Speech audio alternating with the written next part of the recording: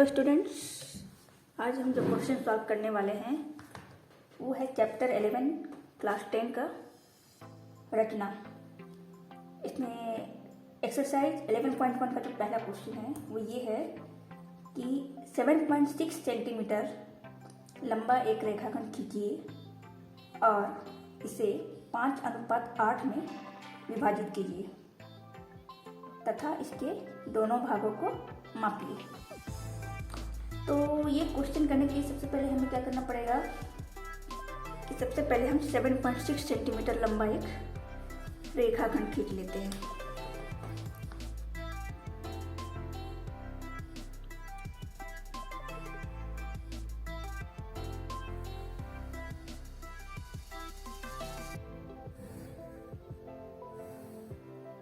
तो हमने खींच लिया है ये 7.6 सेंटीमीटर लंबा एक रेखा खंड, ठीक है,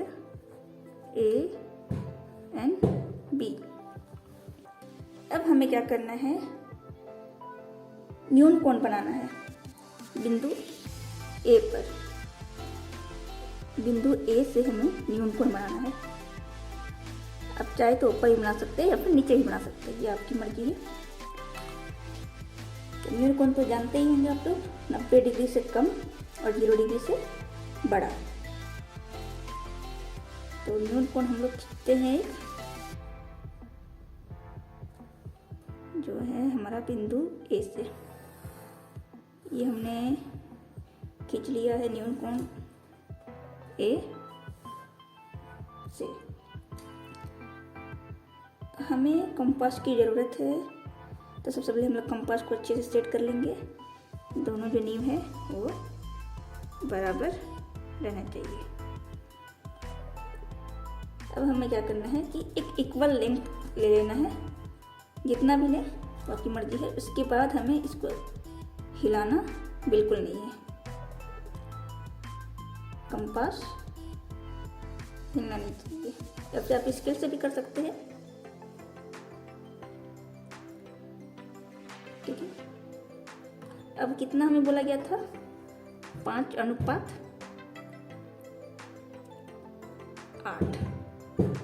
5:8 में विभाजित करना है रेखाखंड AB को। तो 5:8, इसका मतलब है कि A और X के लास्ट का नामांकन कर देते हैं हम लोग, X।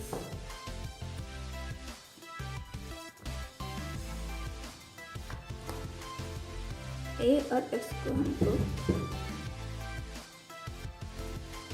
13 भागों में विभाजित करना है, ठीक है। सब हमारा होना चाहिए इक्वल लेंथ पे।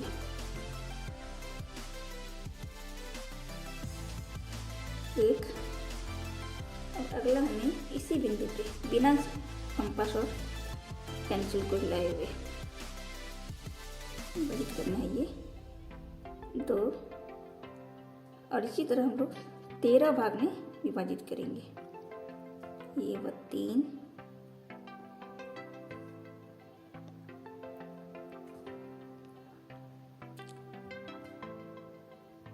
ये 4,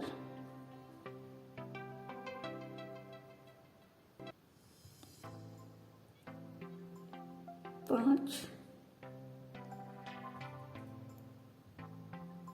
6।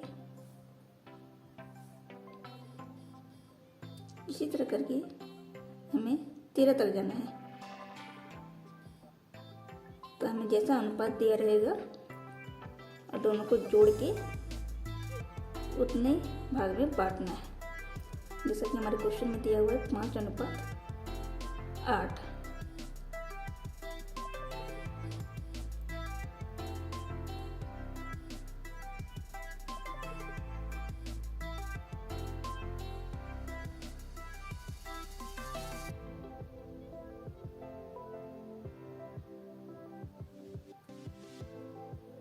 कितना भाग हो गया हमारा, 1, 2, 3, 4, 5, 6, 7, 8, 9, 10, 11, 12। अब हमारा आखिरी है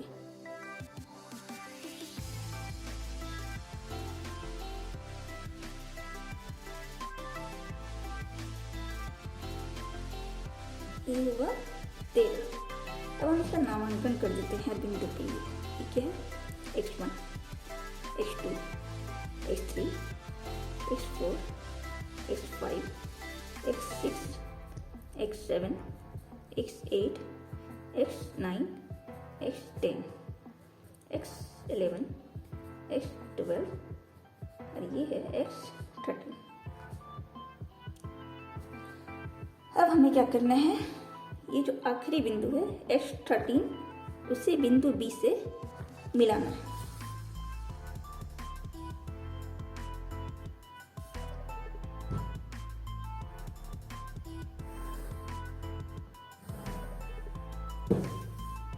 हमने ये आखिरी बिंदु x13 को बिंदु B से मिला दिया। अब देखिए हमें 5:8 में विभाजित करना है, तो हम देखते हैं x5 को यहीं पे ये 2 भाग में बटेगा, इधर 5 और इधर 8। हमें क्या करना है,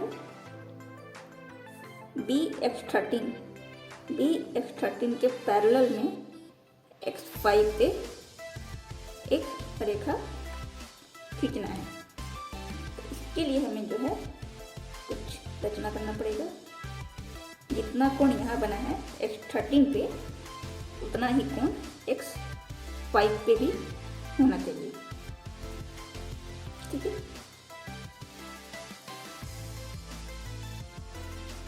तो हम जो है जो भी हम लेंगे वो क्या होगा, इन 2 बिंदुओं से बड़ा होना चाहिए, इससे छोटा नहीं लेना है। इससे बड़ा कहीं भी ले सकते हैं। ठीक है, हमने लिया इतना बड़ा, बस x12 से छोटा नहीं होना चाहिए। उससे बड़ा आप कितना जितना मन उतना ले सकते हैं। तो ये हमने एक कर्व बनाया x13 पे। अब इस कंपास को बिना हिलाए डुलाए x5 पे भी सेम वैसा ही हमें बनाना है। अब हमें क्या करना है, इस बिंदु और इस बिंदु के बीच की दूरी को नाप लेना है। देखिए ये हमारा हो रहा है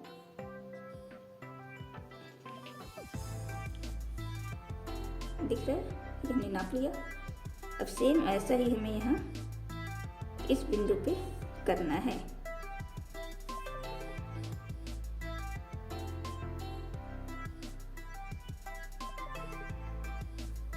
ठीक है, तो ये जो कोण बनने वाला है, तो ये जो कोण है दोनों क्या होगा, बराबर होगा।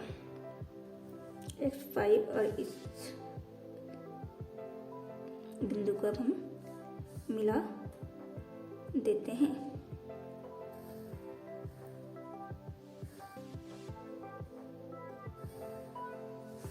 ये हो गया हमारा B डैश। अब देखिए bx13 के पैरेलल में हमारा B डैश x5 है। जितना कोण हमारा x13 पे बन रहा था, उतना ही कोण हमारा x5 पे भी बना है। अब आप देख सकते हैं कि A और B 2 भाग में विभाजित हो गया है, AB डैश और B डैश B में। तो ये जो AB रेखाखंड है वो हमारे 5:8 में विभाजित हो गया है। अब हमें क्या करना है, ये दोनों भाग को माप लेना है। तो हम नापते हैं। ये हमारा हो रहा है 2.9 और ये हो रहा है हमारा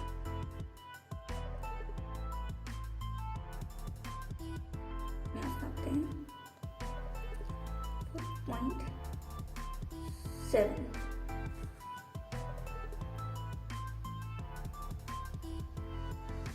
ठीक है, तो ये हमारा रचना खत्म हो गया। अब हम लोग लिखने वाले हैं रचना के चरण।